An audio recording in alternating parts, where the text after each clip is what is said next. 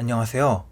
오늘은 MSI에서 출시한 핑크 용룡이 피규어가 아니라 핑크 색상의 프레스티지 14 A10SC의 리뷰 첫 번째 파트 성능 리뷰를 진행하도록 하겠습니다. 사실 이게 작년 후반기에 처음 발표했을 때부터 14인치 1kg 초반대의 무게, 헥사코어 CPU와 GTX 그래픽을 탑재한 아주 유니크한 포지션의 제품이었기 때문에 한번 써보고는 싶었어요. 하지만 값이 싼 노트북도 아니고 제가 확인하는 리뷰 유튜브들에서 그렇게 평가가 좋지 않았기 때문에 직접 살 일은 없을 거라고 생각했었는데 어떻게 알고 핑크색 버전을 출시해 주었죠. 알다시피 핑크색은 진정한 남자의 색깔이고 과거에도 전 핑크란 이유 하나만으로 레이저 블레이드 스텔스 쿼츠를 살까 말까 진지하게 고민하던 입장에서 이건 안 지르고는 못 빼기는 물건이었습니다.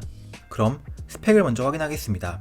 저전력 헥사코어 CPU인 인텔 10세대 코멘 레이크 i7-10710U를 탑재했고 지포스 GTX 1650 맥스큐 그래픽, 온보드 16GB 듀얼 채널 LPDDR3 램으로 램 추가는 불가능하고 512GB SSD, 풀 HD 14인치 sRGB 90%대 300니트 논글레어 디스플레이, 52Wh의 배터리, 1.29kg 무게입니다.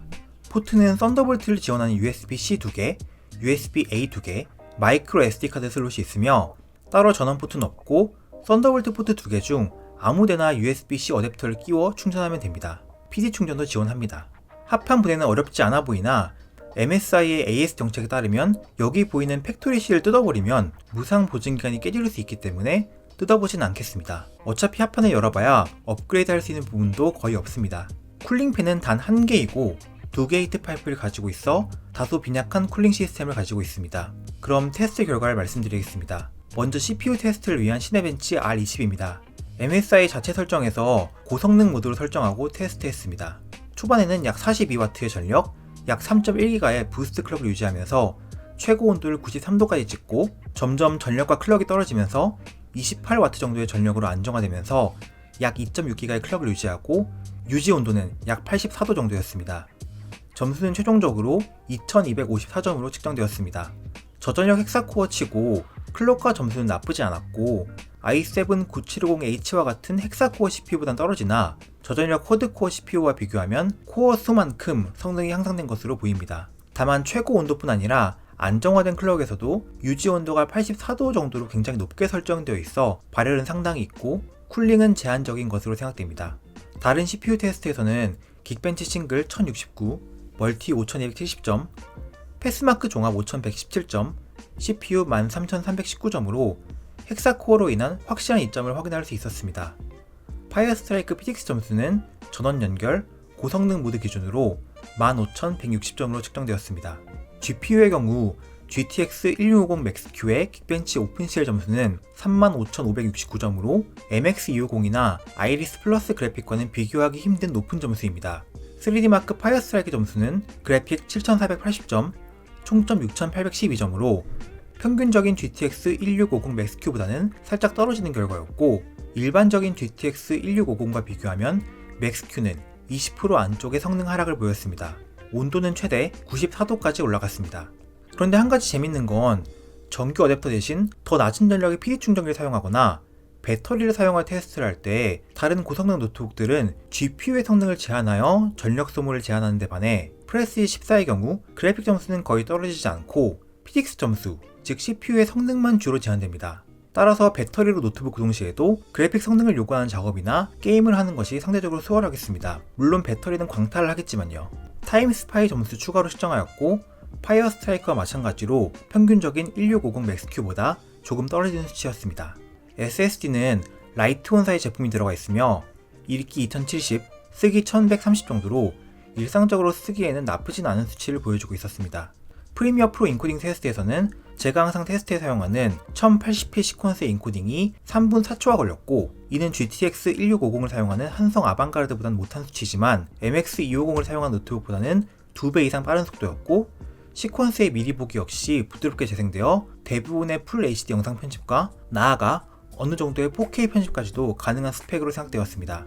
블렌더 테스트에서는 대표적인 테스트용 파일인 블렌더 BMW 파일을 CPU 렌더링 하는데 6분 45초가 소요되었습니다. GTX 1650 맥스큐의 경우 롤이나 피파, 오버워치 등의 온라인 게임들은 문제없이 돌릴 수 있고, 좀 더 사양이 높은 배그나 스팀 게임 등은 옵션을 낮추면 그래도 원활하게 플레이가 가능한 정도의 성능입니다. 리그 오브 레전드를 고성능 모드에서 최고 옵션으로 플레이하였을 때 라인전 기준 평균 160프레임 정도로 높은 프레임을 보여주었으나 CPU의 온도가 90도 언저리로 매우 높게 올라가는 것을 확인할 수 있었습니다. 균형 모드에서는 평균 프레임이 110프레임대로 떨어지긴 하지만 어차피 의미 없는 수치이고 CPU의 온도가 70도대를 넘지 않기 때문에 롤처럼 사양이 높지 않은 게임을 플레이한다면 균형 모드로 플레이하는 게 좋겠습니다. 위쳐3를 플레이해보았고 고성능 모드에서 최고 옵션을 플레이하면 프레임이 20프레임대밖에 나오지 않아 플레이하기 어려움이 있었고 하업으로 낮추면 평균 50프레임대로 플레이할만 해졌습니다. CPU의 온도는 80도대로 발열은 마찬가지로 많이 나는 것을 확인할 수 있었습니다. 테스트를 진행하는 동안 팬 소음은 게이밍 노트북만큼은 아니지만 상당한 소음을 내면서 도는 모습을 보였습니다. MSI 크리에이터 센터에서 어느 정도 제어는 가능하지만 부하가 있는 작업을 하는 경우 팬 소음은 어느 정도 감수하셔야 하겠습니다. 배터리의 용량은 50Wh였고 항상 제가 테스트하는 유튜브 라이브 방송 아카이브를 이용하여 테스트했을 때 밝기 50%, 음량 30%, 균형 모드 기준으로 약 7시간 50분 정도의 배터리 타임을 보여줬습니다.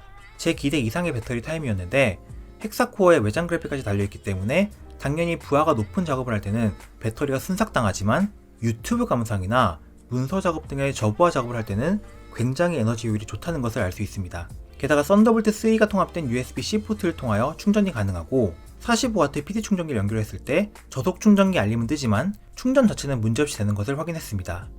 자, 그럼 성능에 대한 결론을 내리겠습니다. 프레스티지 14는 성능 자체는 나쁘지 않지만 그 성능을 뽑기 위해서는 심한 발열을 감안해야 하는 노트북이었습니다. 저전력 헥사코어, GTX 그래픽 모두 자기가 맡은 바 일을 하긴 하지만 이 스펙에 쿨링팬이 원팬이라는 아무리 14인치 노트북이라고 해도 이해하기 힘든 MSI 쿨링 설계에 힘입어 내부 온도는 아주 뜨겁게 올라가는 것을 확인할 수 있었습니다. 언더볼팅이나 서멀 제도프 등 추가로 온도를 제어하기 위한 작업을 해볼 수도 있겠으나 결국 구조적인 한계를 가지고 있다고 생각합니다. 하지만 그럼에도 불구하고 아직까지 이 무게, 이 크기에 이만큼의 성능을 박아넣은 제품들이 거의 없기 때문에 그 휴대성 부분에 큰 무게를 둔다면 가치가 있는 제품이라고 생각합니다. 15인치대로 올라가면 이것보다 쿨링과 성능이 좋은 노트북은 수두룩 빽빽하죠. 그리고 이런 스펙에게 다 떠나서 핑크잖아요? 사나이의 마음에 불을 지르는 색상이죠. 다음번에 이 노트북의 성능 외적인 부분과 실제 사용성을 중심으로 한 종합 리뷰를 들고 오도록 하겠습니다. 그럼 도움이 되셨길 바라며 다음에 뵐게요.